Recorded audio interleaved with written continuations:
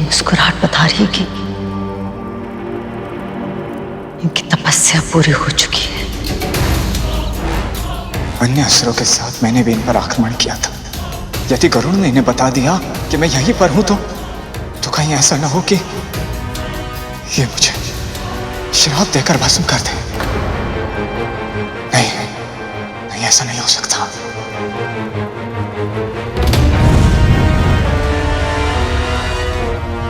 राहुल तो चला गया,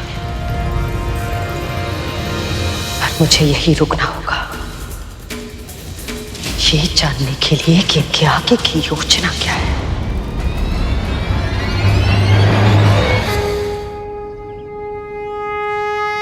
कल्याण हो।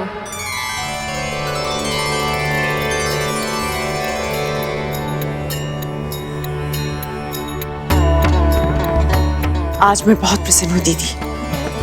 इतने वर्षों बाद आपसे मिल रही हूँ, और वो भी उस दिन जिस दिन मेरे पुत्रों को स्वयं प्रभु विष्णु ने जीवन का वरदान दिया है। आपकी मुस्कुराहट बता रही है आपकी तपस्या सफल हुई। हाँ विंता, पर तुम्हारे पुत्र गरुड़ की सहायता के बिना ये संभव ही नहीं होता।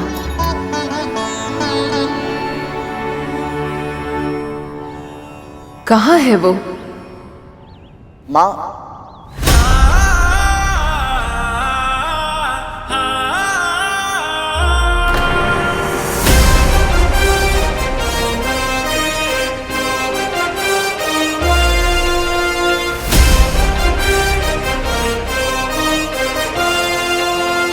प्रणाम दीदी माँ।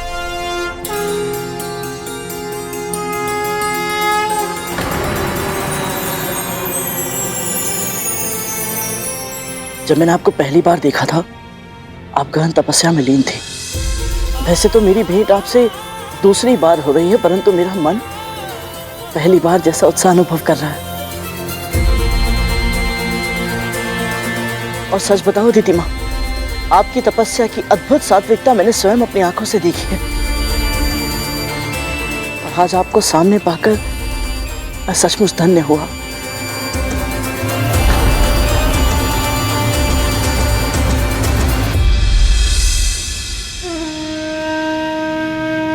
दासत्व का धागा अवश्य कद्रू ने गरुड़ को भी दास बनाया होगा।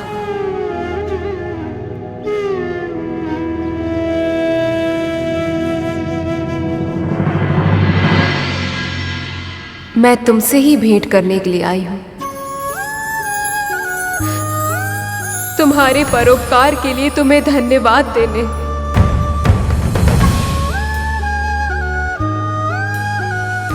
आप पुत्र भी कह रही हैं और धन्यवाद भी दे रही हैं।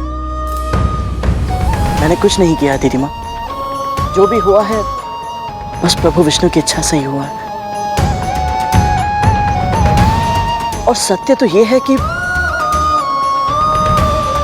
मुझे आपको धन्यवाद कहना चाहिए, क्योंकि आपके दर्शन करने के बाद ही दीदी माँ के माध्यम से मुझे अपनी माँ के दासत्व के बारे में सब कुछ पता चला।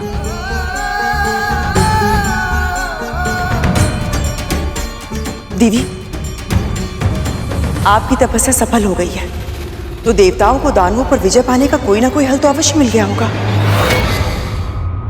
प्रभु विष्णु ने मुझे आश्वासन दिया है कि एक उपाय है जिससे देवताओं का भला तो होगा ही, और साथ ही साथ संसार में श्री भी वापस लौट पाएंगे। और उस उपाय के बारे में चर्चा करने के लिए देवताओं को शीघ्र ही विष्णु लोक पहुंचने का उन्होंने आदेश दिया है। इसलिए मुझे शीघ्र ही अपने पुत्रों के पास उनका ये संदेश पहुंचाना होगा।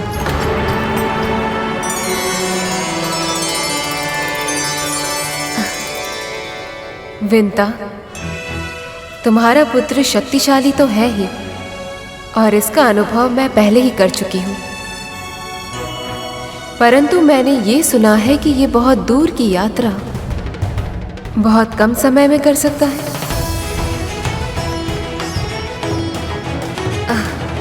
इसलिए यदि तुम्हारी अनुमति हो तो मैं अपने पुत्रों तक पहुंचने के लिए इसे अपने साथ ले जाना चाहती हूँ।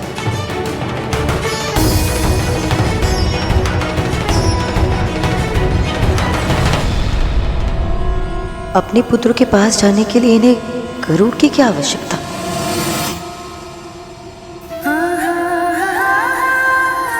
आपकी सेवा करना गरुड़ और मेरे लिए सौभाग्य होगा दीदी। पर क्या?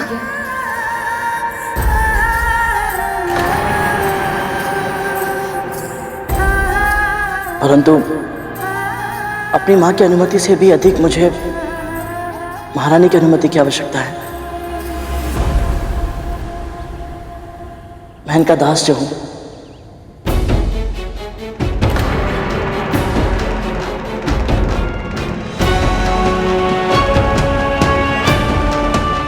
तुम्हारा सेवक यदि कुछ समय के लिए मेरी सहायता करे तो तुम्हें कोई आपत्ति तो नहीं है ना?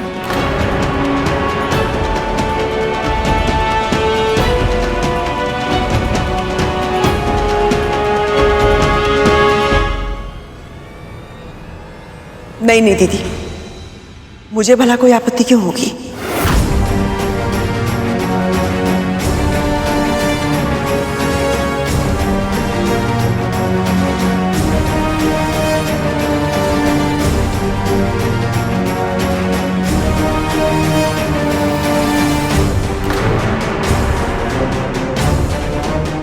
कदरू, तुम ये ठीक नहीं कर रहे हो।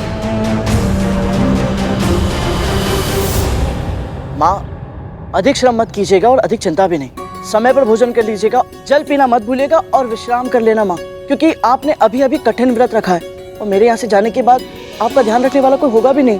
अब बस भी कर दे। मेरी बातों को परिहास में मत लीजिए। आप वचन दीजिए माँ कि आप अपना ध्यान रखेंगे, अन्यथा मेरा पूरा ध्यान केवल आप पर ही होगा और मैं अदिति माँ और देवताओं की सहायता नहीं कर पाऊंगा। दीजिए वचन। हाँ हाँ वचन देती हूँ। कुछ अधिक बड़ा नहीं हो गया है तू? मुझे निर्देश दे रहा है। मैं तेरी माँ हूँ कि तू मेरी माँ है? हाँ, बातों में मत उलझाइए। आपने वचन दिया है, अब इसका पालन करना पड़ेगा आपको। करूंगी पालन, अवश्य करूंगी। ध्यान रखूंगी मैं अपना, और तू भी अपना ध्यान रखना।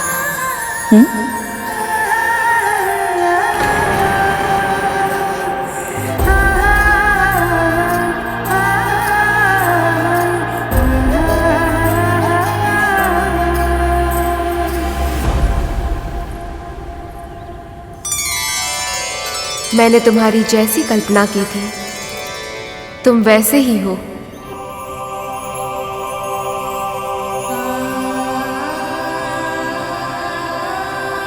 मैं जानती हूं कि तुम अपनी मां के लिए अत्यंत चिंतित हो, पर मुझे ऐसा आभास है कि शीघ्र ही तुम्हारे कष्टों के दिन बीतने वाले हैं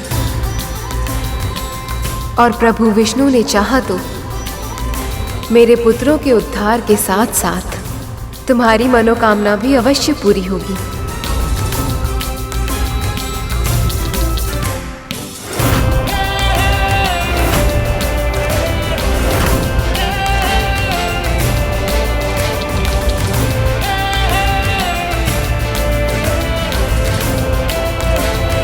आज्ञा दीजिए माँ।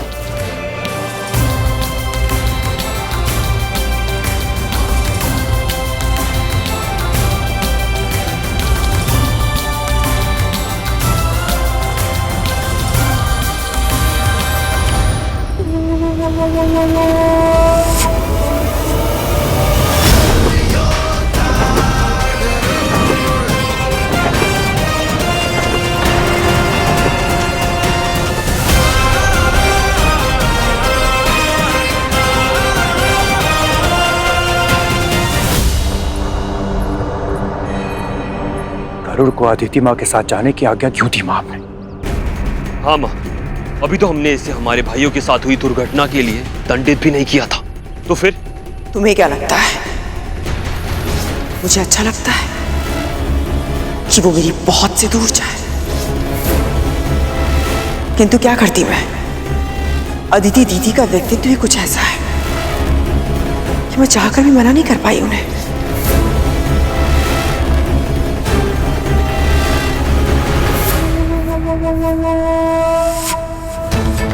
कर तो मैं भी कुछ नहीं पाई अदिति दीदी के सामने, पर अब मैं शांत नहीं बैठ सकती। मुझे शीघ्र ही बलि को बताना होगा कि अदिति दीदी की तपस्या सफल हो गई है और देवता विष्णु से भेंट करने जा रहे हैं।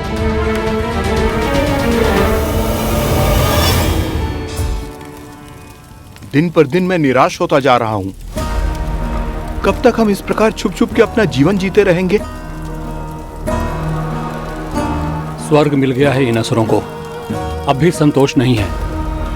हमें ये हर क्षण ढूंढते रहते हैं, ढूंढ ढूंढ कर हमें मारना चाहते हैं। अब क्या करें? उनके गुरु शुक्राचार्य ने उन्हें संजीवनी विद्या जो दे दी है, अब उन्हें मृत्यु से भय नहीं लगता। और इन सब का कारण मैं हूं। यदि मैं अपने अहंकार में दुर्वासा और वाल्खिल्य जैसे महान ऋषियों का अपमान नहीं किया होता तो ना तो मुझे श्राप मिलता और ना ही हमारी ये दुर्दशा होती और ना ही हमें इस तरह भटकना पड़ता।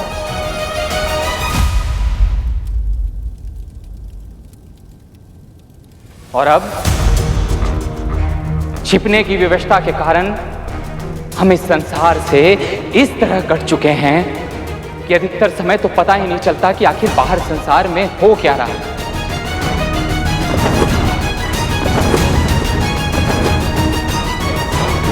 ये ध्वनि कैसी है?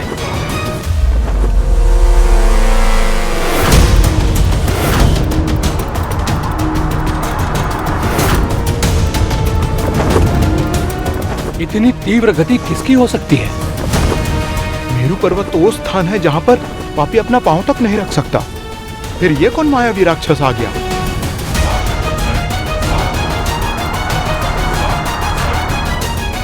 बलि ने स्वर्ग पर अधिकार कर लिया है और अब तो नारायण ही जाने कि ये किन किन शक्तियों को इकट्ठा कर चुका है और किस किस को अपना सहयोगी बना चुका है।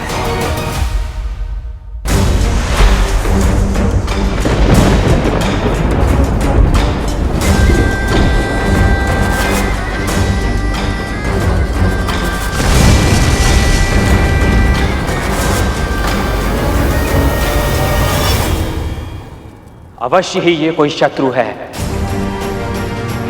अगर हम इसे जीवित छोड़ देंगे तो ये हमारे इस गुप्त स्थान के बारे में असुरों को जाके बता देगा। इसका सामना करना होगा, अंत करना होगा इसका।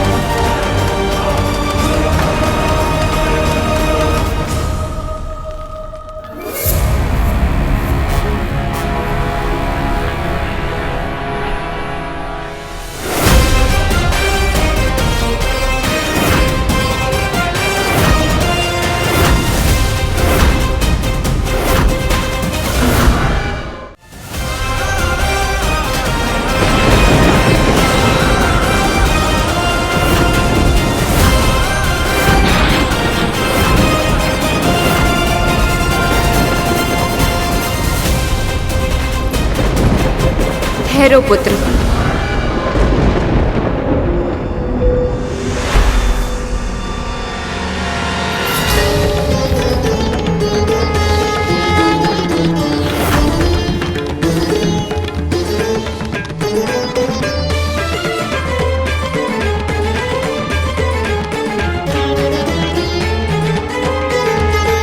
प्रसन्न भव, विजयी भव।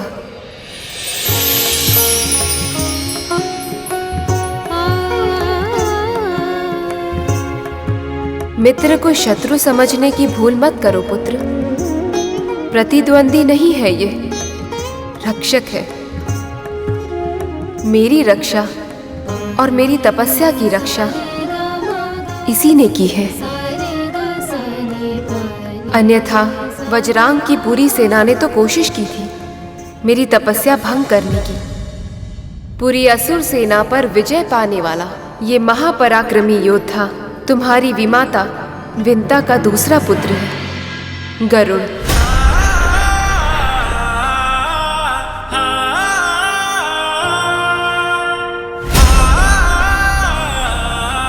हम भगवान विष्णु से प्रार्थना करते हैं कि ऋषि कश्यप को अगली संतान के रूप में ऐसा पुत्र देना जो इंद्र से सहस्त्र गुना अधिक शक्तिशाली और बुद्धिमान हो, जो प्रत्येक अहंकारी के अहंकार का नाश करे।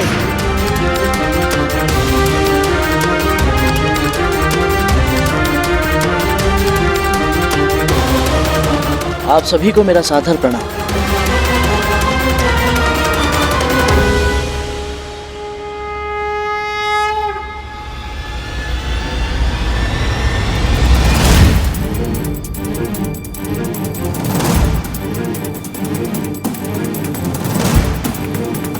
ऐसा क्यों लग रहा है जैसे देवताओं के राजा इंद्र मुझे देखकर प्रसन्न नहीं है?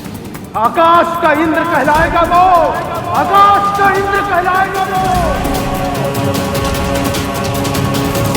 गरुड़, भीतर चलो, मुझे तुम्हारे साथ एक आवश्यक चर्चा करनी है। जी अतिथि माँ।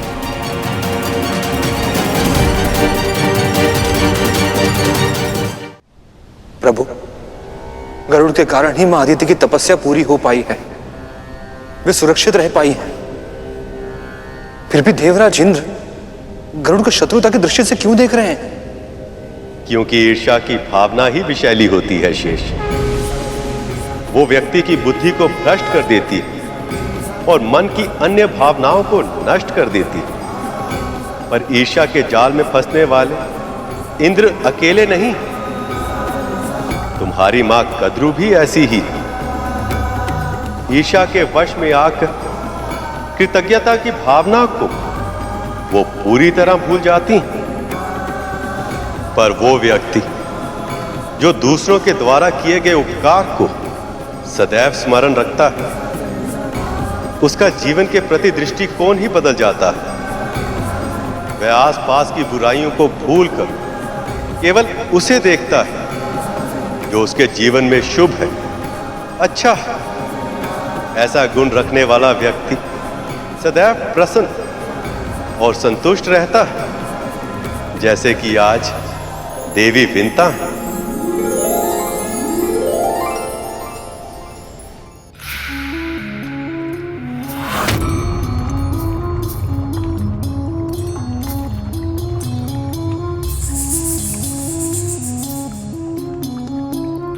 उपटन में महुआ मिला है क्या?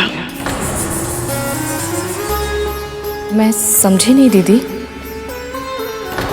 इसके पहले भी तेरा पुत्र कई बार तुझसे दूर जा चुका है, किंतु उसकी अनुपस्थिति में पहली बार तुझे इतना प्रसन्न देख रही हूं मैं। हाँ दीदी, इस बार की तो बात ही कुछ भिन्न है। इस बार मैं गरुड़ के लिए चिंतित नहीं हूँ, प्रसन्न हूँ, क्योंकि अदिति दीदी उसे प्रभु विष्णु का संदेश पहुंचाने के लिए अपने साथ लेकर गई हैं। और आप तो जानती हैं ना, कार्य कितना भी साधारण क्यों ना हो, यदि उसमें प्रभु विष्णु का नाम जुड़ा हो तो वो अपने आप ही महत्वपूर्ण बन जाता है। और यदि अदिति दीदी जैसी सात्विक प्रकृति की स्वामिनी किसी को अपनी सेवा का अवसर दे तो इसके पीछे कोई अच्छी भावना ही छुपी होगी।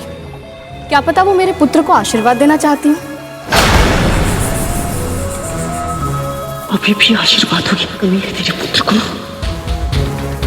आज तक जो मिले वो पर्याप्त नहीं है क्या? मेरा वर्थ नहीं। जा यहाँ से, वन से लकड़ी लेकर आओ, महाभोग की तैयारी करो। मेरे पुत्र दुर्बल हो चुके हैं, उन्हें अपनी शक्ति फिर से प्राप्त करने के लिए अच्छे भोजन की आवश्यकता है। जा यहाँ से। जी।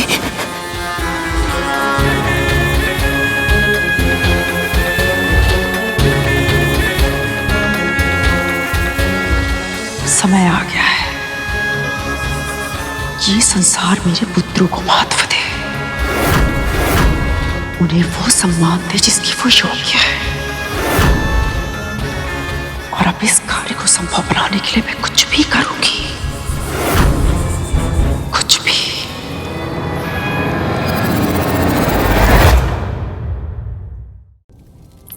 नारायण ने मुझे ये तो नहीं बताया कि उनका उपाय क्या है, परंतु आश्वस्त अवश्य किया है कि उनके इस उपाय से केवल देवताओं की ही नहीं परंतु समस्त संसार की सहायता होगी, अखिल विश्व का कल्याण होगा, क्योंकि उनके इस उपाय के कारण ही श्री सृष्टि में लौट पाएंगी। अर्थात आपके कहने का अर्थ यह है कि माता लक्ष्मी और प्रभु विष्णु का विरह समाप्त होने वाला है। दोनों फिर से एक होने वाले हैं। ये तो बहुत ही शुभ समाचार है अदिति माँ। हमें शीघ्र ही विष्णु लोक की ओर प्रस्थान करना चाहिए। शीघ्रता में किया हुआ कार्य हानिकारक भी हो सकता है गरुड़। पहले से ही असुर हमें चारों ओर खोज रहे हैं और अब तो दीति माँ और राहु को भी पता चल गया है कि माँ की तपस्या पूरी हो गई है। रही बात प्रभु विष्णु की ओर प्रस्थान करने की, तो प्रभु विष्णु ने स्वयं हमें अपने लोक में आने का आदेश दिया है। और यदि असुरों ने हमें ढूंढ लिया और हमारे ऊपर आक्रमण कर दिया तो? हम चाहे भी तो उनका सामना नहीं कर सकते। यदि हम उनको मार भी दें तो वो तो राक्षस हैं। संजीवनी विद्या से वो फिर से जीवित हो जाएंगे और फिर हमारा क्या होगा? वही जो नारायण चाहेंगे। और वैसे भी जब वो हमारे साथ है तो हमें किस बात की चिंता? सही कह रहा है गरुड़। तुम सब एक काम करो, तुम सब इसी क्षण नारायण के पास जाओ और गरुड़ को भी अपने साथ लेकर जाओ। पूरी असुर सेना का सामना किया है इसने, कुछ तो विशेष है इसमें। हो सकता है कि इसका साथ तुम सब में फिर से साहस का संचार कर दे। जो आज्ञा मां।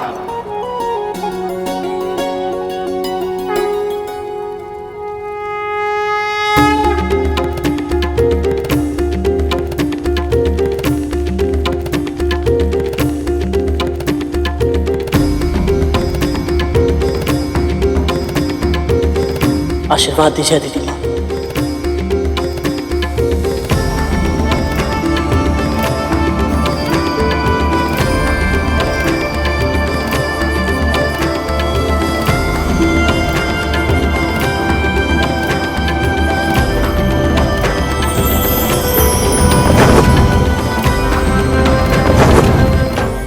गति तुम्हारी शक्ति है, हृदय में साहस है, आत्मा अच्छाई की प्रतीक है और तुम्हारे पंखों में है आशा, समस्त संसार की आशा।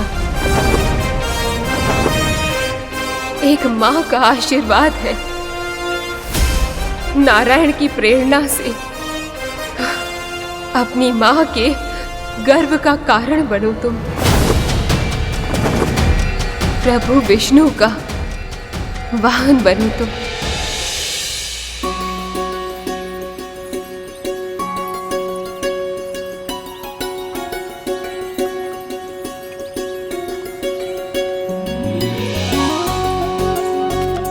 दीदी के सामने तो बोल नहीं पाई, पर सत्य तो ये है कि आज पहली बार गरुड़ कद्रू दीदी की दास्तां से मुक्त होकर प्रभु विष्णु के कार्य के लिए गया है।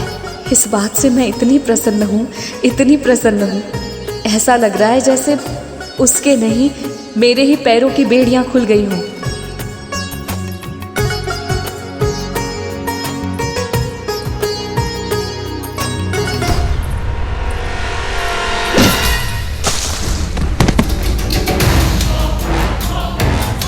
अंधी है क्या? दिखाई नहीं देता?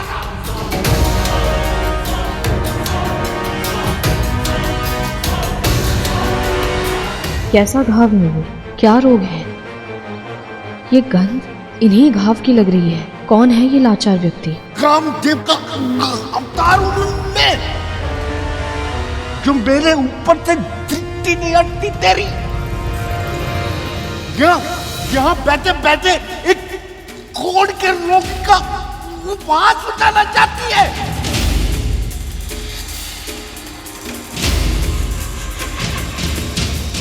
क्षमा कीजिएगा बाबा। अब वट वृक्ष की तरह जड़कर खानी क्यों है? चल भाग यहाँ से, भाग।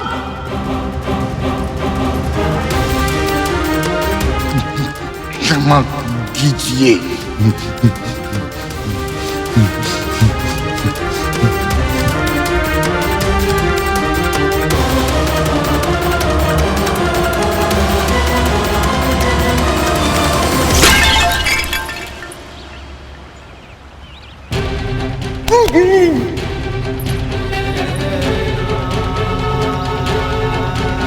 गड़ा नहीं फूटा, भाग्य फूट गया मेरा। आयु में शांति से तो कुछ जल भी नहीं पी सकता।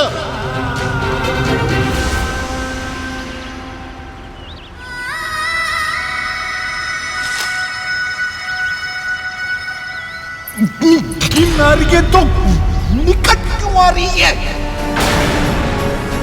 खाना जाए यहाँ से। क्या दयालु बनने का स्वांग मत कर। खाना जाए यहाँ से, जाओ। कैसे व्यक्ति हैं ये? मैं सहायता करना चाहती हूँ, फिर भी क्रोधित हो रहे हैं। पर मैं इन्हें प्यासा भी तो नहीं छोड़ सकती।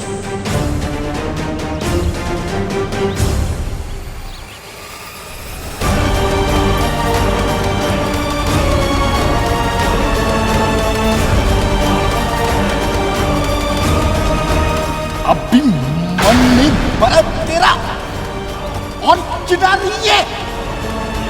देख नहीं रही मेरे हाथ कांप रहे, ये भी गिर जाएगा। जल पिलाना है तो अपने हाथ से पिला, वरना जाया।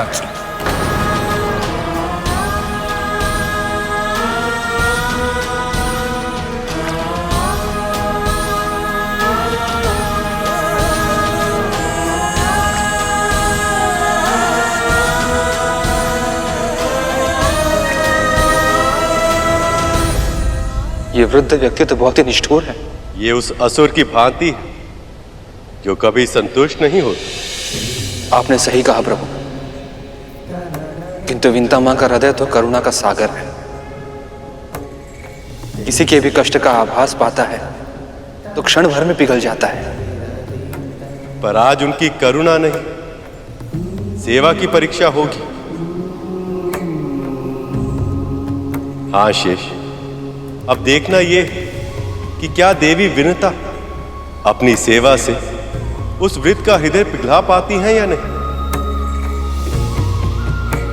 पर यह सब बाद में, अब तुम अपने प्रिय भाई से मिलने की तैयारी करो।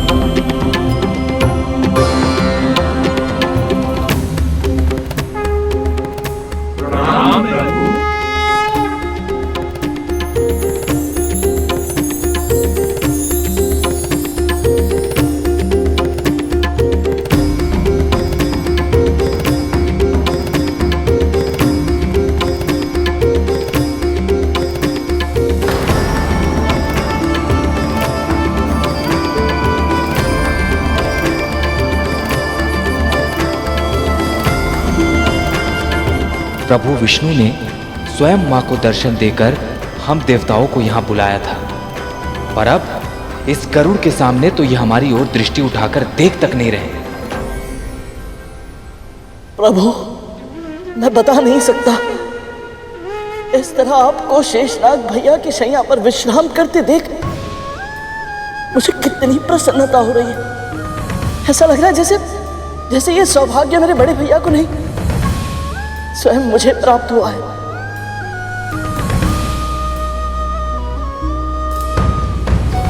मुझे स्मरण है पिछली बार जब मैं वैकुंठ आया था तो यहाँ की आभा फीकी थी, वातावरण निस्तेज।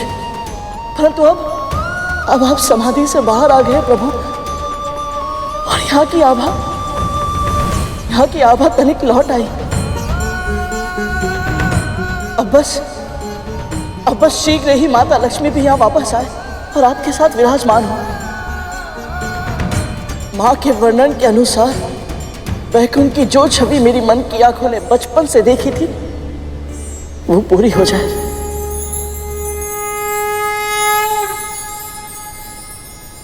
सत्य कह रहे हो गरुड़। लक्ष्मी के जाने के पश्चात केवल वैकुंठ ही नहीं, स्वयं मैं भी अधूरा हूं। मैं तो केवल ये कल्पना कर सकता हूं कितने लंबे विरह के बाद मेरी प्रिय, मेरी लक्ष्मी कितनी पीड़ा सहती होगी।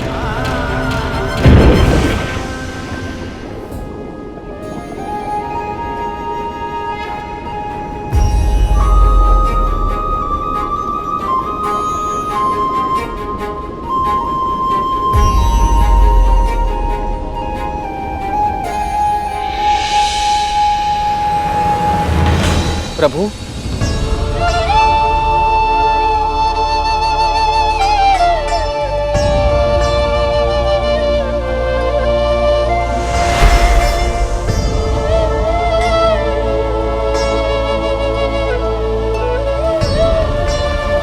प्रणाम गुरुदेव। यशस्वी भव, कीर्तिमान भव।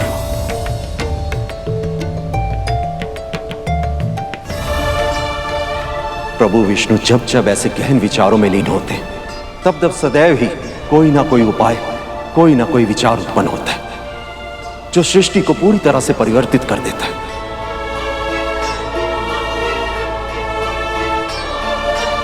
प्रभु, आपने मुझे स्मरण किया। मैं जानता हूं कि असुर संजीवनी विद्या के कारण मृत्यु को परास्त कर स्वर्ग के सुखों को भोग रहे हैं, और आप सब यहां उस योजना की प्रतीक्षा कर रहे हैं जिससे असुरों का सामना करने में आपको सहायता मिले। पर मैंने आप सबको यहां केवल उस योजना की चर्चा करने के लिए नहीं बुलाया। पूरे संसार को मैं उससे भी अधिक मूल्यवान वस्तु प्रदान करूंगा।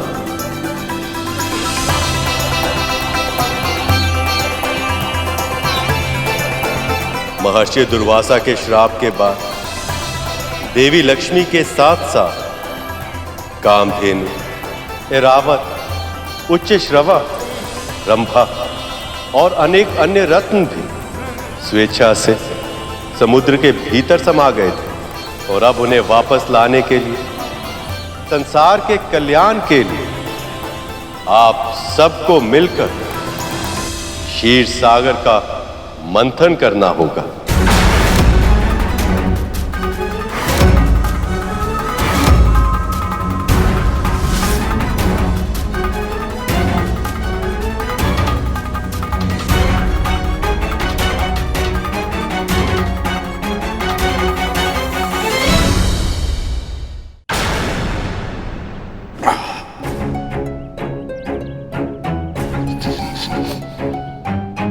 पिला दिया ना जल, अब यहाँ से जा।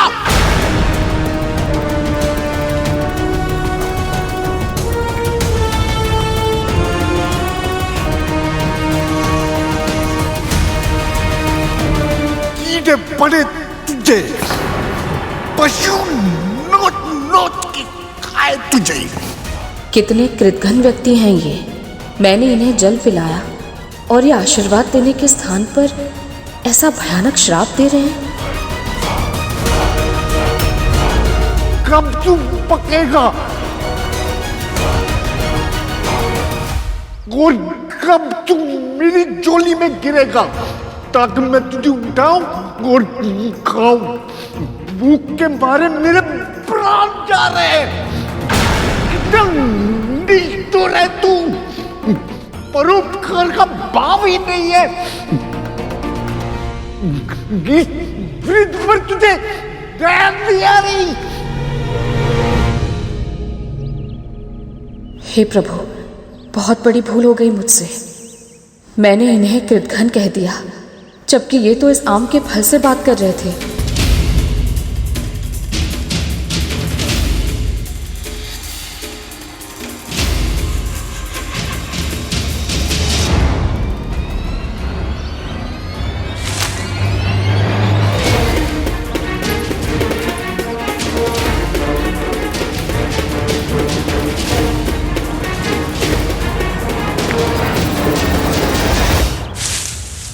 मारेगी मुझे, सीधे सर फोड़ दे मेरा।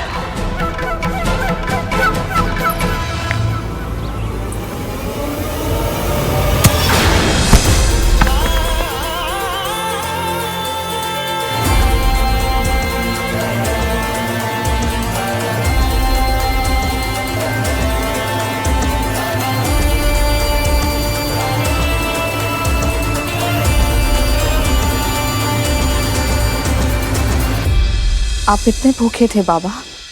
क्यों? तू मेरी माँ है क्या?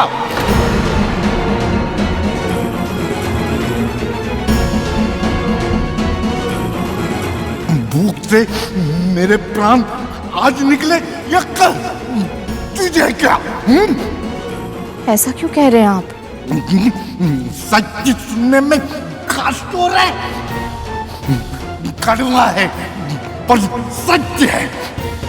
मैं कैसे जी रहा हूं जब तेरे प्रभु को इसकी चिंता नहीं, तो तुझे क्या है?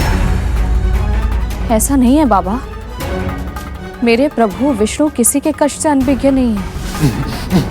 प्रभु, तेरे प्रभु मुझे सिखा रही है।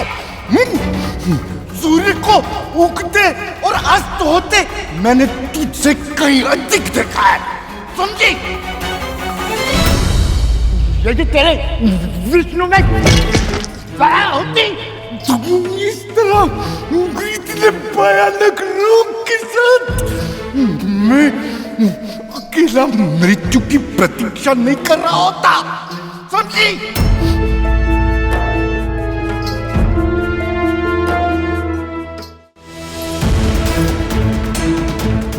आप अकेले नहीं रहेंगे बाबा, प्रभु की प्रेरणा से ही मैं यहाँ आई हूँ। आप मेरे साथ मेरे घर चलिए। बकवास कर रही मेरा? नहीं बाबा। इतनी दूर है तेरा घर? लगभग 1 कोस दूर।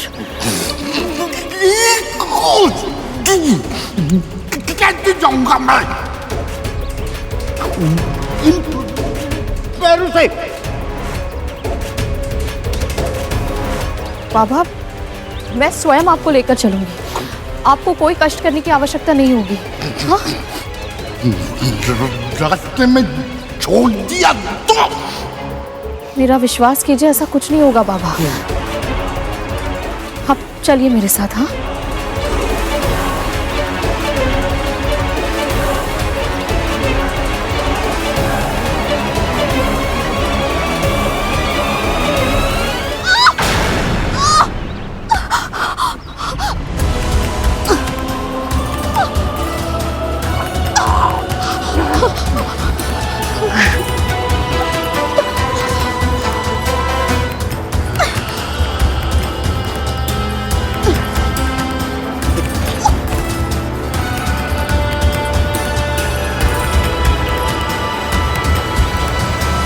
इतने विशाल क्षीर सागर का मंथन होगा कैसे प्रभु? ऐसी मथनी जो संपूर्ण श्री सागर को मत दे, और ऐसी रस्सी जो मथनी को बांध ले, ऐसी दोनों वस्तु का प्रबंध कहां से होगा प्रभु? और यदि हम सब ये प्रबंध कर भी लें तो मथनी का संचालन करने के लिए बहुत अधिक बल की आवश्यकता होगी। आप सत्य कह रहे हैं देवराज, और इसी कारण ये कार्य आप देवता अकेले नहीं कर सकते। इसके लिए आपको असुरों की सहायता लेनी होगी। समुद्र मंथन को संभव बनाने के लिए असुर सम्राट बलि से संधि करनी होगी।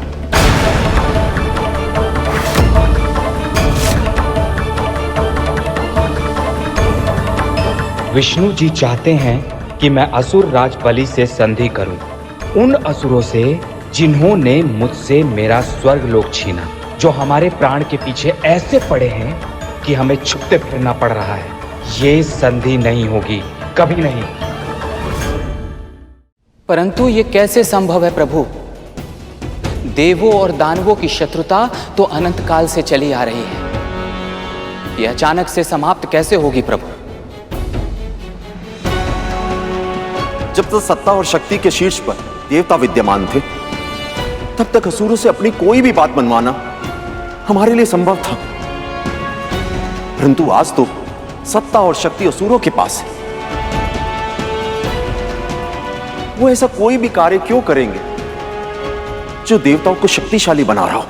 असुर राज बलि अन्य असुरों से भिन्न है गुरुदेव। ईश्वर भक्त है वो। मैंने स्वयं देखा है, मैंने स्वयं उन्हें महादेव की पूजा करते हुए देखा है। मुझे लगता है संभावना प्रबल है कि वो अरे असुरों के बारे में जानते ही क्या हो तुम? अरे तुमने तो केवल एक बार युद्ध किया है उनके साथ, पर हमने वर्षों तक बार बार पराजित किया है उन्हें। परंतु अब परिस्थिति बदल गई है। जब तक उनके पास संजीवनी विद्या है, वो हमारी सहायता कभी नहीं करेंगे, कभी नहीं।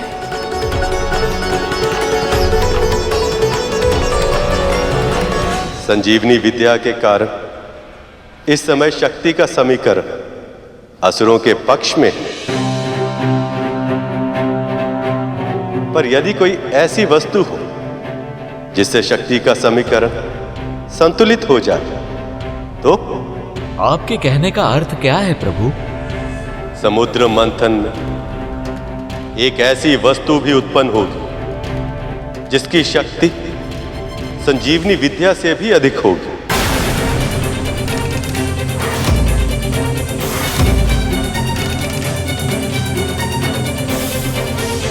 संजीवनी विद्या तो मृत्यु के बाद प्राणी को जीवित करती है, पर यह वस्तु प्राणी को कभी मरने ही नहीं देगी।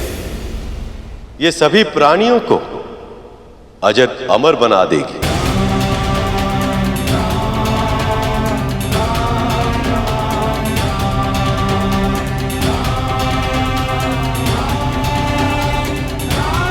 प्रभु, ऐसी कौन सी वस्तु है ये?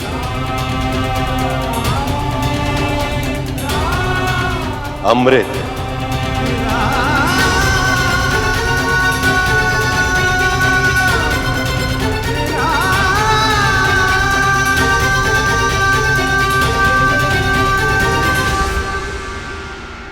अमृत? जी देवराज, ये सत्य है। समुद्र के गर्भ में अमृत भी है।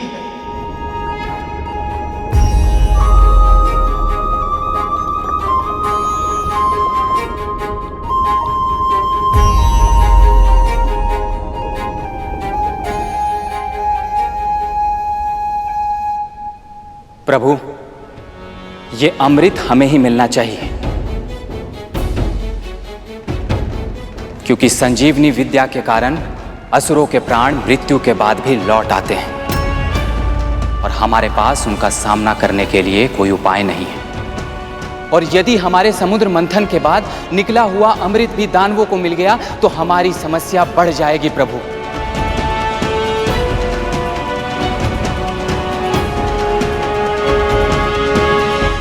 क्षमा करिए प्रभु, क्षमा करिए, पर हम ऐसा नहीं कर सकते। असुर सम्राट बलि से संधि नहीं कर सकते हैं हम प्रभु।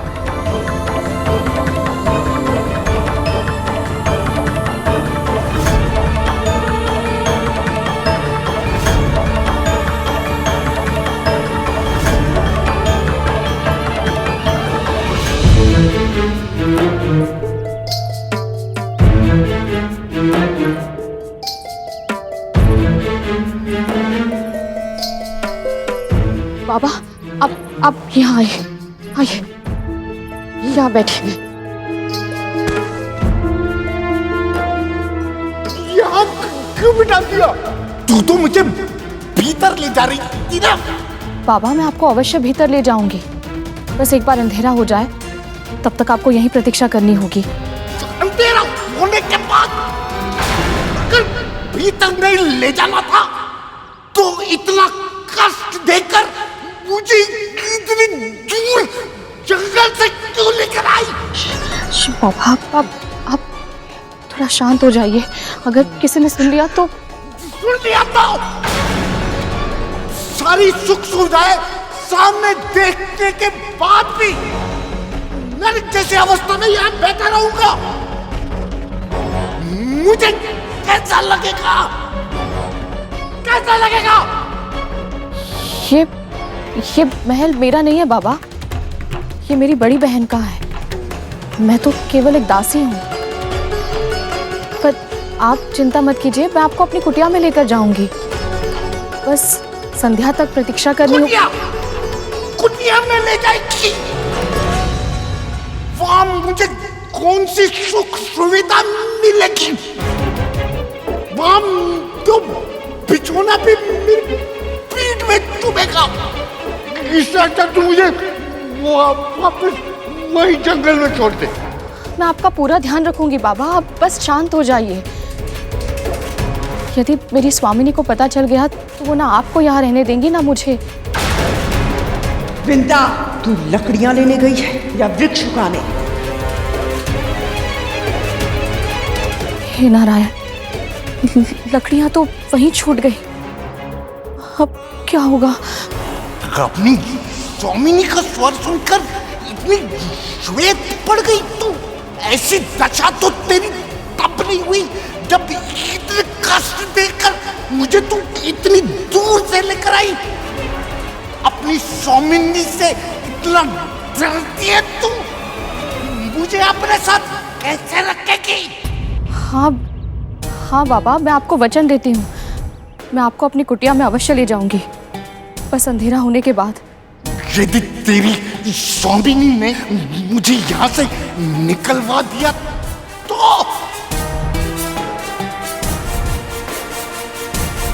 ऐसा नहीं होगा बाबा, मेरी बहन के मुख से कड़वे वचन अवश्य निकलते हैं, पर वो हृदय से बुरी नहीं है।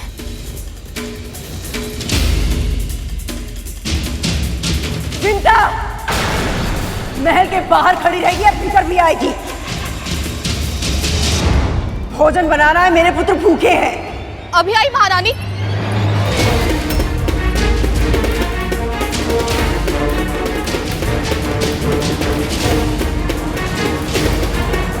शीघ्र लौट आना, संध्या होने से पहले मुझे यहाँ से लेकर जाना।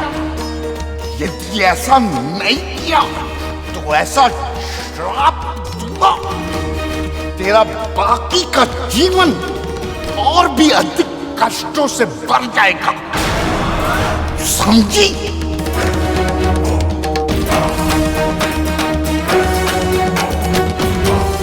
जा।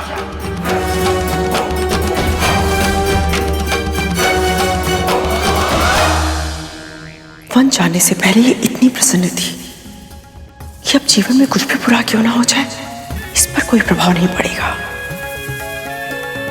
किंतु अचानक ये थर थर कांप रही है। ऐसा क्या हुआ इस बीच? आप ये संधि करने से मना कैसे कर सकते हैं देवराज? यदि ये संधि नहीं हुई तो समुद्र मंथन भी नहीं होगा और अमृत देवताओं को भी नहीं मिल पाएगा। असुरों के समान शक्तिशाली होने का आप सभी के पास यही एक अवसर है, और जब स्वयं प्रभु विष्णु ये सुझाव दे रहे हैं तो इन्होंने सभी संभावनाओं पर विचार अवश्य कर लिया होगा। आपकी आशंका उचित है देवराज। यदि असुरों को ही अमृत मिल गया तो यह समस्या और उलझ जाएगी, परंतु गरुड़ भी सही कह रहे। आपको नारायण पे विश्वास करना होगा। क्योंकि प्रभु ने सदा ही धर्म और सत्य का साथ दिया और अभी भी वो अच्छाई पे बुराई की जीत नहीं होने देंगे।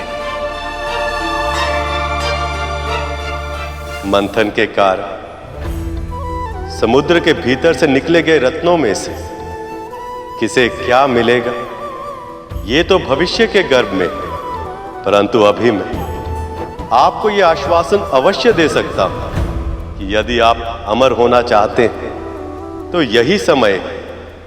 इसके बाद ऐसा अवसर आपको कभी प्राप्त नहीं होगा। इसलिए आप भली भांति विचार कीजिए देवराज। अब आपको निर्णय लेना ही होगा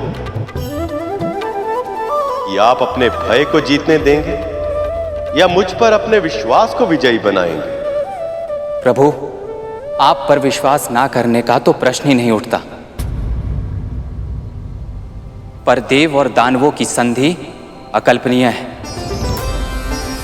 पर यदि क्षीर सागर का मंथन ही आपकी इच्छा है तो हम सब देव ये संधि अवश्य करेंगे।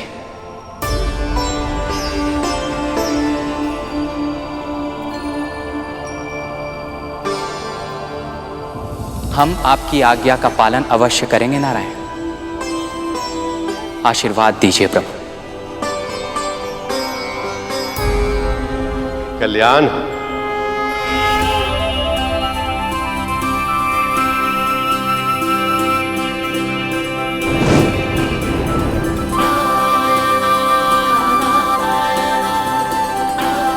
अब मुझे भी आज्ञा दीजिए प्रभु।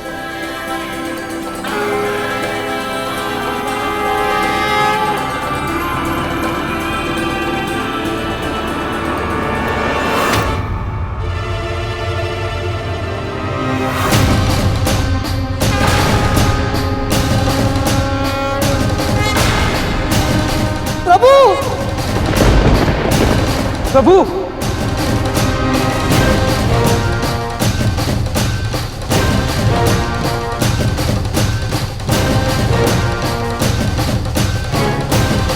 भैया भैया ये प्रभु को क्या हो गया?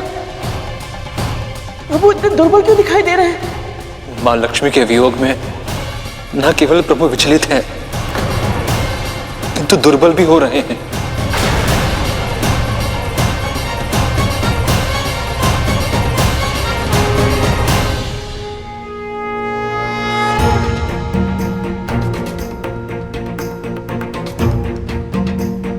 दुर्बल नहीं,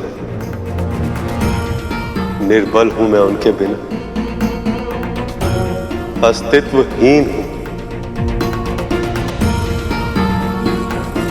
जैसे ब्रह्मा का ज्ञान सरस्वती से है, जैसे शिव की शक्ति पार्वती से, वैसे ही लक्ष्मी केवल मेरी अर्धांगिनी नहीं, मेरा उत्साह, मेरी ऊर्जा, मेरी प्रेरणा है लक्ष्मी। ये विरह देवी लक्ष्मी से भी सहा नहीं जा रहा है और उनकी पीड़ा का आभास मेरे बल को, मेरी इच्छा शक्ति को और भी कम कर रहा है।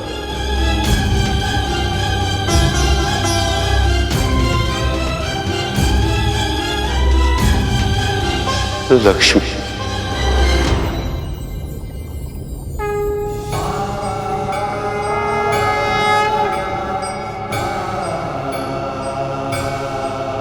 नारायण,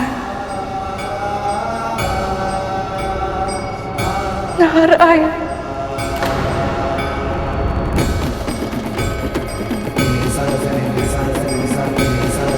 विरह की ये पीड़ा असहनीय हो रही है। यदि शीघ्र ही आप हमसे नहीं मिले, क्या आपने कोई संकेत नहीं दिया कि कि मेरी ये प्रतीक्षा समाप्त होगी, प्रभु मेरे श्वास रुक जाएंगे। संवेदना से शून्य, मात्र पत्थर बनकर रह गई हूं मैं। स्वामी, प्रभु, जब आप और माता लक्ष्मी एक दूसरे के बिना इतने कष्ट में हैं, तो आप दोनों एक क्यों नहीं हो जाते? क्यों एक ऋषि के श्राप के कारण इस तरह विवश हैं आप? जिन नियमों के अनुसार ऋषियों के श्राप का मान संसार के सभी जीव जंतु, मनुष्य, यहां तक स्वयं ईश्वर को भी करना पड़ता, वह सारे नियम मैंने ही बनाए। यदि मैं ही उन्हें तोड़ दूंगा तो शेष सभी उसका पालन कैसे करेंगे? श्री को इस संसार में लौटाने के लिए, देवी लक्ष्मी को विष्णु लोक में उनका स्थान फिर से दिलाने के लिए जो आवश्यक है, वो सब करने के लिए अपनी ऊर्जा का अंतिम कण भी प्रयोग कर रहा हूं मैं। किंतु हर बीते क्षण के साथ ये मेरे लिए और भी अधिक कठिन हो रहा है। मुझे तो भय कि लक्ष्मी के साथ के बिना मैं ये कार्य पूरा कर भी पाऊंगा या नहीं।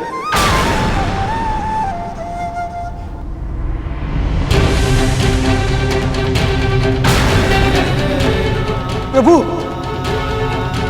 प्रभु, भैया, प्रभु की ये दशा देखकर मैं शांत नहीं रह सकता। जब माँ दुख से रोती है तो कष्ट होता है, और जब पिता की आंखों में आंसू आते हैं तो ऐसा लगता है जैसे अपने सिर की छाव किसी ने छीन ली। माँ अपनी संतानों से सुख दुख सब बांटती है, परंतु पिता अपने संतानों को भनक तक नहीं होने देते कि उन्हें कष्ट है। कितनी असहनीय होगी परम पिता की पीड़ा। आज अनजाने में ही सही अपनी संतानों के सामने छलक आई, फिर भी कितने विवश हैं हम। चाहकर भी इनके कष्ट को दूर करने के लिए कुछ नहीं कर सकते।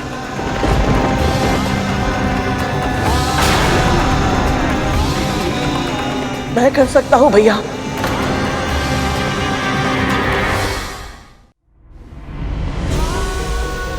और मैं करूंगा भी। समुद्र मंथन का सबसे बड़ा उद्देश्य है आदि पुरुष विष्णु और आदि देवी लक्ष्मी का एक होना। परंतु अब समुद्र मंथन में समय है, इसलिए मैं वो कड़ी बनूंगा जिसकी सहायता से परम पिता और माता इस विरह की अवधि को पार कर पाए। फिर समुद्र मंथन के लिए जो आवश्यक होगा मैं वो सब करूंगा, ताकि ये दोनों शीघ्र फिर से एक हो पाए। प्रभु के मन का संदेश मैं माता लक्ष्मी तक पहुंचाऊंगा। क्या? नहीं गरुड़, तुम ऐसा कुछ नहीं करोगे। क्षमा कीजिए भैया, परंतु मुझे करना ही पड़ेगा। परम पिता की ऐसी दशा देखने के बाद मैं मां से मिले बिना नहीं रह पाऊंगा। हठ मत करो गरुड़। तुम्हें क्या लगता है यदि यह संभव होता तो क्या परम पिता स्वयं मां के भेंट नहीं करते? पर ऐसा करने से महर्षि दुर्वासा का अपमान होगा गरुड़। मैं महर्षि दुर्वासा का अपमान कभी नहीं करूंगा भैया। महर्षि के श्राप ने परम पिता और माता को बाध्य किया है, उनके इस पुत्र को नहीं। मैं इन दोनों के बीच एक दूत का कार्य करने के लिए स्वतंत्र हूं। गरुड़, मेरे भाई, मुझे लगता है कुछ भी ऐसा करने से पहले तुम्हें प्रभु की आज्ञा ले लेनी चाहिए।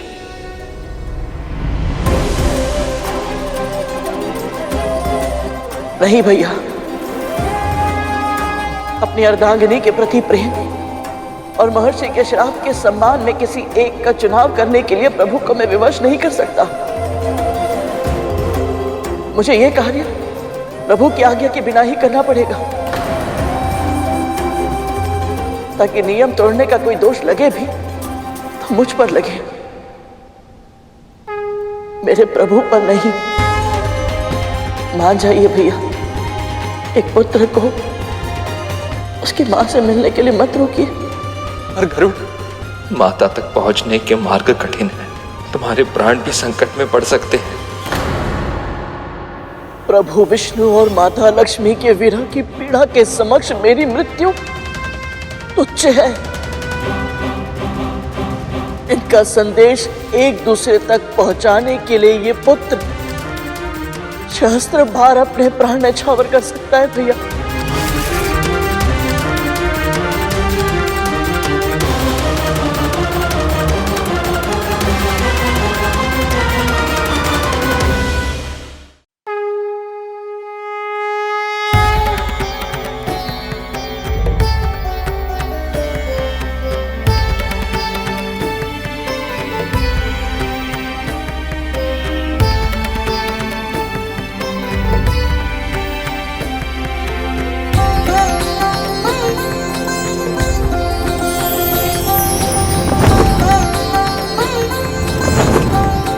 पर माँ, गरुड़ ने सच में कुछ नहीं किया, दोष हमारा है। हाँ माँ, हमने ही शनिदेव के बारे में दुर्वचन कहे थे। संभव है कि उसी कारण उन्हें क्रोध आया होगा और फिर उन्होंने हमें अपनी वक्र दृष्टि से देख लिया होगा। पर तुम्हें शनिदेव के पास लेकर कौन गया था? माँ, वो तो उल्का पिंडों की वर्षा के कारण हम अपने पद से भटक गए थे। कितने भोले हो तुम लोग। जब गरुड़ अपनी इच्छा से वैकुंठ गया था, उल्का पिंडों की वर्षा तो तब भी हुई होगी, तो फिर गरुड़ अपनी पद से क्यों नहीं भटका? तब तो वो किसी और ग्रह तक नहीं पहुंचा था, तो इसी बार क्यों? तो क्या गरुड़ जानबूझकर? और नहीं तो क्या। और अगर ये सत्य नहीं होता तो गरुड़ सूर्य लोक की विपरीत दिशा में उड़ता ही क्यों? पर यह षड्यंत्र नहीं हो सकता भैया। शनिदेव के क्रोध से तो गरुड़ भी भयभीत था। हाँ काले भैया, पर गरुड़ तो स्वयं भी शनि ग्रह पर फंस चुका था। फंसा होगा, किंतु निकल भी तो आया, वो भी वरदान पाकर।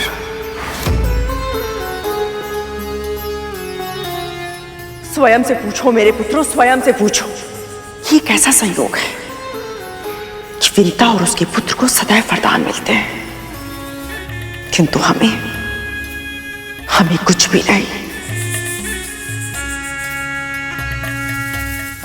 सत्य तो यह है कि दोनों मां और पुत्र कुछ अधिक ही चतुर है।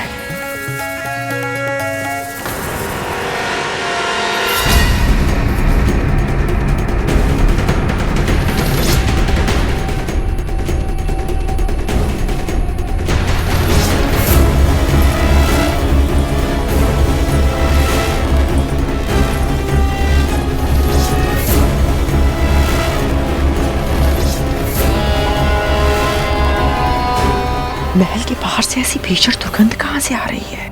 बाहर से नहीं मां, यह दुर्गंध भीतर से आ रही है। हाँ माँ, अवश्य इन दोनों ने कुछ अधिक खाना खा लिया है। दोनों के पेट खराब हो गए। नहीं, ये दुर्गंध धूमल से तो नहीं आ रही, और ना ही तख्तू से। हम तीनों से भी नहीं आ रही है। वही तो जानना है कि कहां से आ रही है ऐसी आसानी और भीषण दुर्गंध।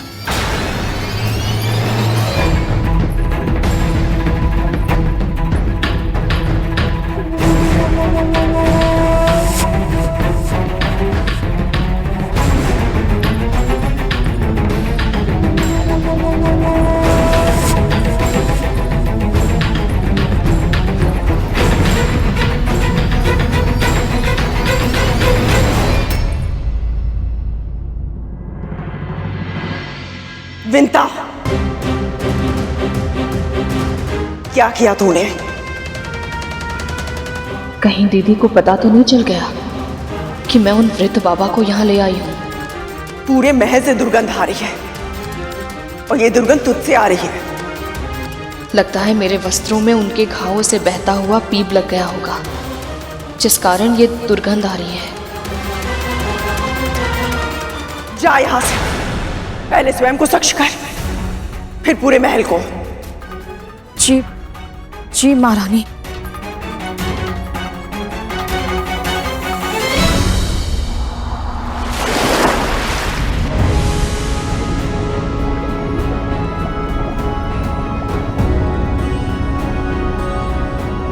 मैं यहाँ माता लक्ष्मी को ढूंढने तो आ गया, किंतु यहाँ तो माँ का कोई चिन्ह नहीं है और गहराई में उतरना होगा।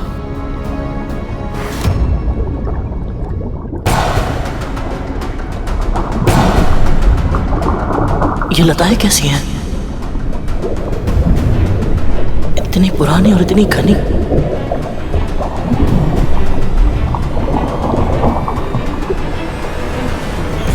विचित्र भूल भुलैया है ये, समाप्त होने का नाम ही नहीं ले रही। ऐसे ही समय व्यर्थ होता रहा तो मां के दर्शन कब करूंगा मैं? लगता है मुझे ही अपनी गति बढ़ानी होगी।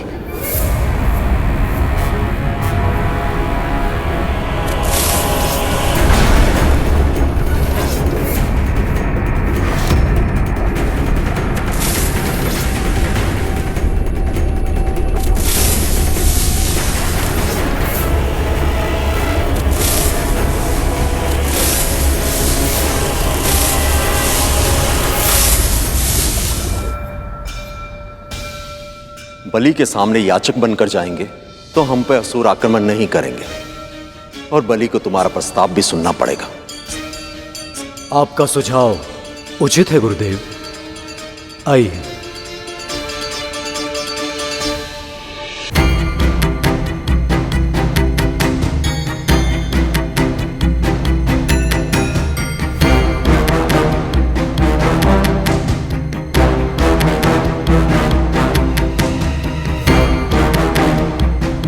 क्या हुआ पुत्र बलि? तुम इस नए रूप में चिंतित होकर बिल्कुल अच्छे नहीं लग रहे। तुम क्या सोच रहे हो? आपकी सूचना सही थी मां। ये देवता अवश्य ही कुछ ना कुछ षड्यंत्र रच रहे हैं। मुझे आभास हो रहा है कि वो यही है, कहीं निकट ही।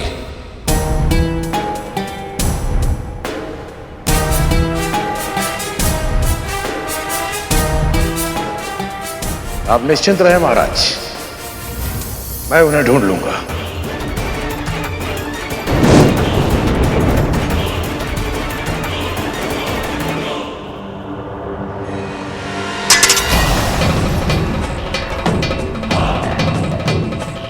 हम बड़ी दूर से आए, महाराज के दर्शन के अभिलाषी हैं।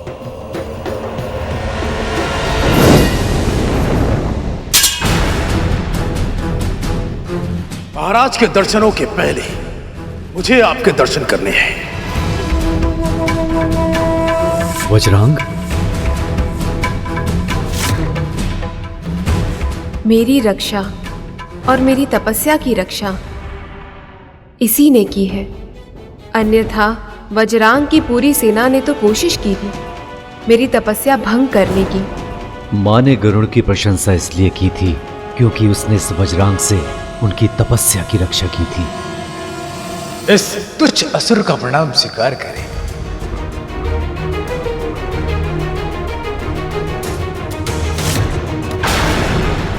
वज्रांग!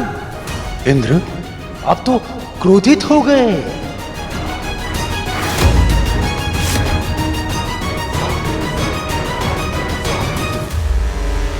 रुको बलि, वज्रांग संभाल लेगा।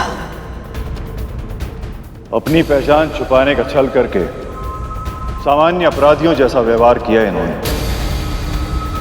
इन्हें दर्शन देना असुर सम्राट की गरिमा के विरुद्ध होगा।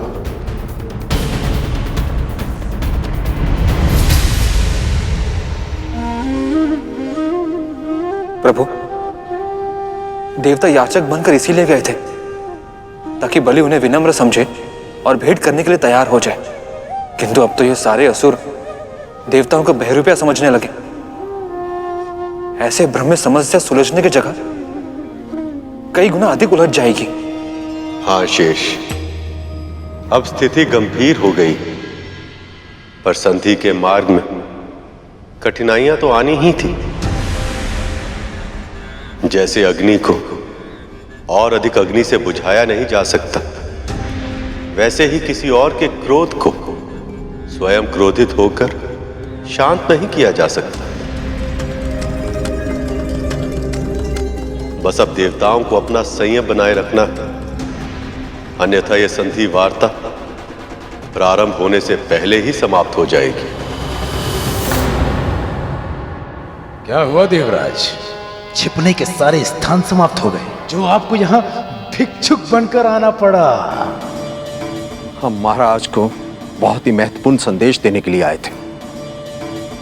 क्षमा करें देवगुरु, आपके साथी मित्र उस पक्षी गरुड़ ने भी हमें एक संदेश दिया था, जिसे हम आज तक नहीं भूले।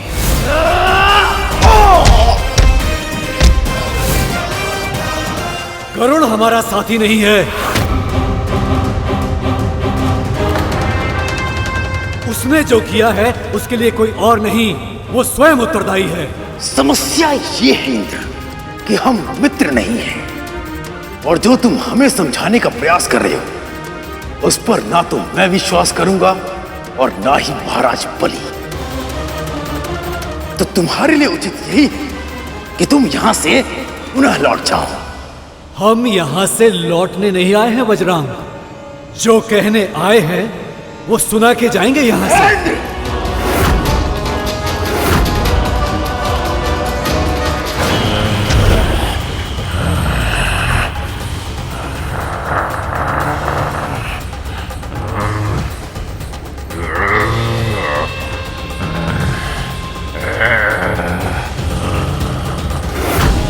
स्वर्ग में प्रवेश करने के पहले तुम्हें मुझे और मेरी सेना को पराजित करना होगा। हम यहाँ केवल महाराज से भेंट करने आए हैं और उनके लिए एक प्रस्ताव लेकर आए हैं।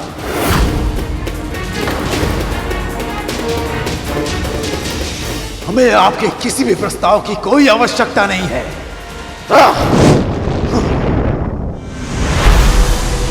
आज्ञा दीजिए गुरुदेव। देवराज, युद्ध की ललकार पर शांति की भिक्षा नहीं मांगी जा सकती गुरुदेव।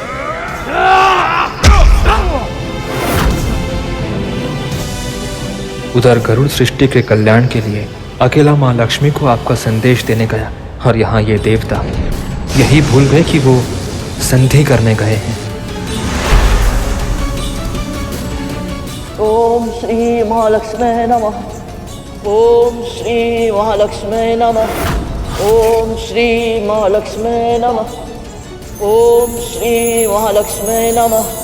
ओम श्री महालक्ष्मी नमः।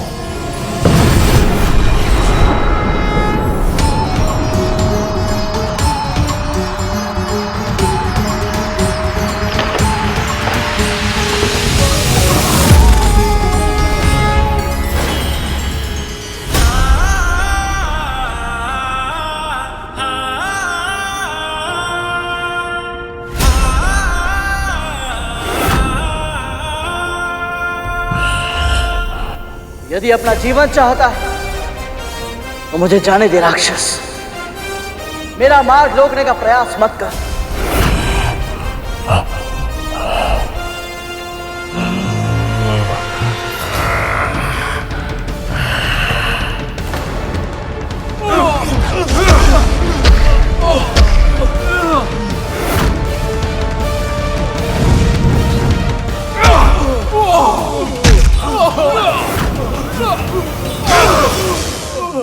प्रभु, जिसका भय था वही हुआ। देवताओं ने संयम रखने के स्थान पर असुरों की चुनौती स्वीकार कर ली। अब तो संकट और भी अधिक बढ़ जाएगा। जिस प्रकार ये युद्ध कर रहे हैं, ऐसा प्रतीत होता है जैसे कोई ना कोई अनहोनी होकर रहेगी। अनहोनी कभी नहीं होती शेष। जो भी होता है वह मेरी ही इच्छा से होता है। मैं ये युद्ध इसलिए होने दे रहा ताकि इससे दो लक्ष्य प्राप्त होंगे। एक तो देवताओं को यह पता चल जाए कि जब तक वे अमृत प्राप्त नहीं कर लेते उनके लिए असुरों से जीतना संभव नहीं है। इसलिए समुद्र मंथन के लिए जो कुछ भी करना आवश्यक होगा वो अवश्य करेंगे।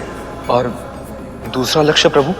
बलि को यह आभास होगा कि देवता भले ही शारीरिक रूप से दुर्बल हो, किंतु उनका मनोबल तनिक भी कम नहीं हुआ।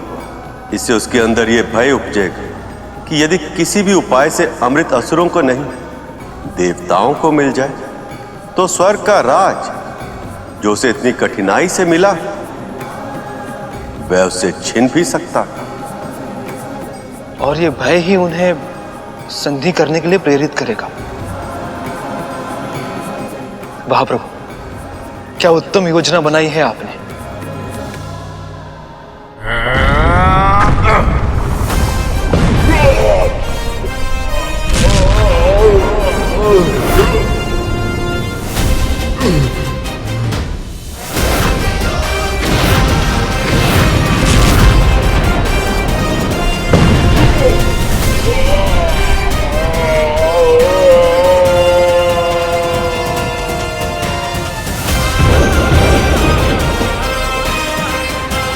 शक्ति बहुत थी तुझमें, परंतु तू एक भूल कर बैठा।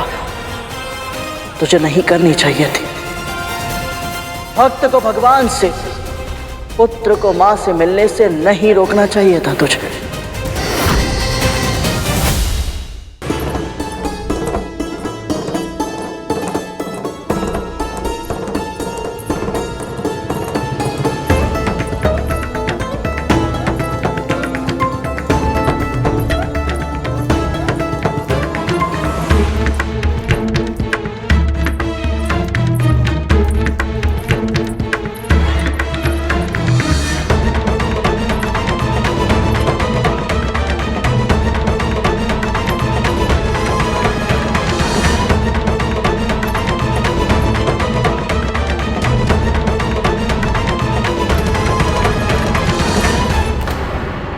आज तो तेरा पुत्र घर पर नहीं है, तो फिर कार्य करने में इतनी शीघ्रता क्यों?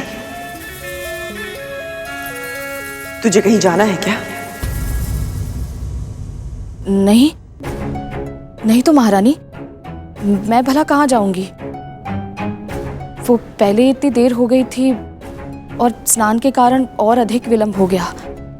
आप थक गई होंगी ना, इसलिए मुझे लगा कि मैं कार्य शीघ्र समाप्त कर दूं ताकि आप विश्राम कर पाएं। तो ऐसी बात है, ठीक है, तो फिर मेरे पांव दबा दे। तनिक थकान सी हो गई है।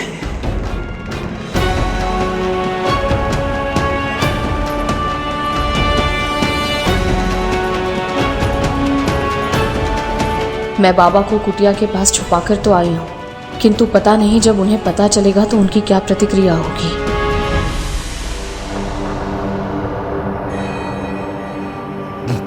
कैसी स्त्री है, मुझे यहाँ छोड़कर भूल गई।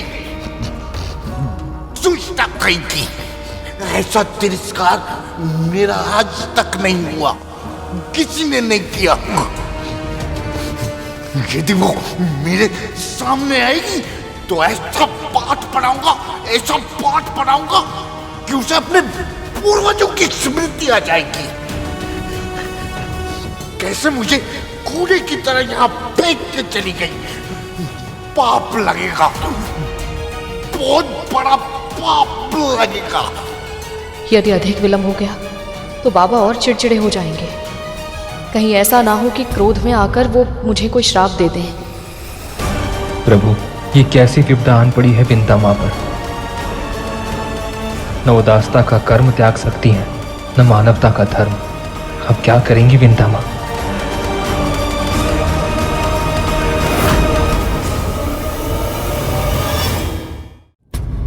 क्या हुआ विंता? कहाँ खोई हुई है? ना तो तेरे हाथ चल रहे हैं, ना मुख से एक शब्द निकल रहा है। यदि सच बताया तो कहीं ऐसा ना हो कि दीदी मुझे अतिथि को अपने घर में रखने से मना कर दे। पर यदि झूठ बोला तो मुझे अवश्य ही असत्य भाषण का दोष लगेगा। क्या करूं मैं?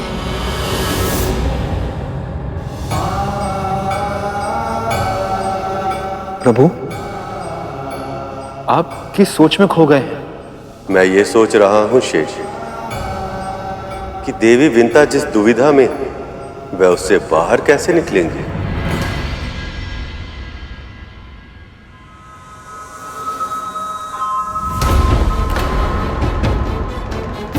तुझे क्या लगता है मैं तुझे पहचानती नहीं हूं? तू बार बार बहाने बनाएगी और मुझे कुछ पता नहीं चलेगा। अंतिम बार तुझसे पूछ रही हूं, क्या हुआ है? सत्य बता। सत्य ये है महारानी कि मैं कथा के बारे में सोच रही थी। एक प्रवचन में मैंने सुना था। क्या सुना था? बहुत समय पहले की बात है। एक कसाई एक निरीह गाय के प्राण के लिए उसके पीछे पीछे दौड़ रहा था। अपनी रक्षा के लिए गाय ऋषि के पास जा पहुंची।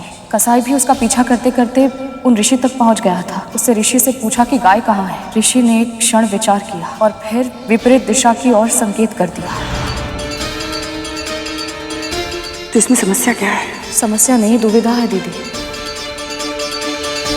ऋषि मुनि तो सदैव सत्य बोलते हैं ना, पर उस दिन उस गाय के प्राण की रक्षा के लिए उन्हें झूठ बोलना पड़ा था। उन्हें तो पाप लग गया होगा ना। कभी कभी तो इतने ज्ञान की बातें करती है कि ऐसा लगता है कि गृहस्थ धर्म का पालन करते हुए भी तू मन से सन्यासी हो गई है। किंतु कभी कभी ऐसी मूर्खता वाली बात कर देती है कि लगता है कि तूने शिक्षा ग्रहण भी की है, मेरी अज्ञानी है।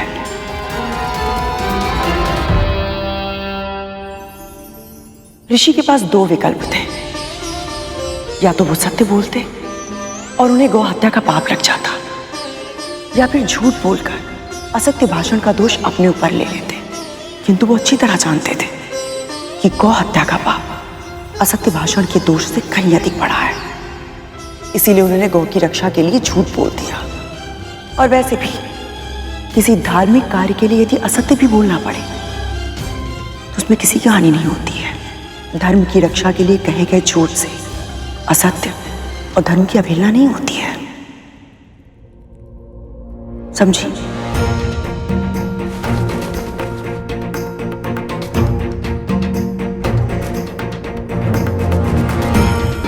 सत्य कहा दीदी। इसलिए आज मैं भी आपसे सत्य छुपाने के लिए विवश हूं, क्योंकि असत्य भाषण का दोष अतिथि के तिरस्कार से बड़ा नहीं होता।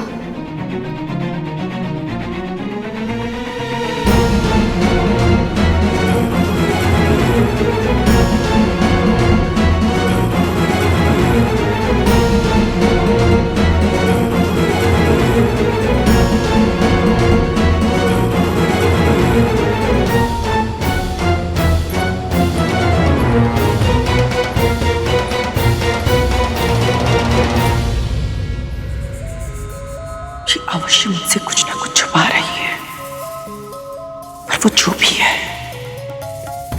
मैं पता करके रहूंगी।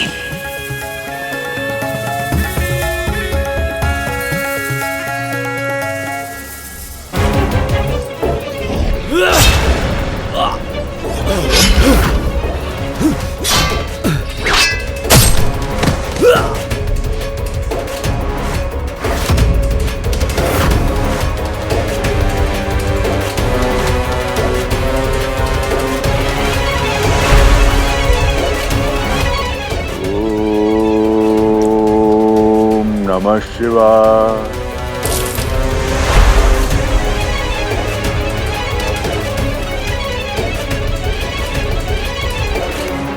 देवराज, ये असुर तो बार बार जीवित हो रहे हैं।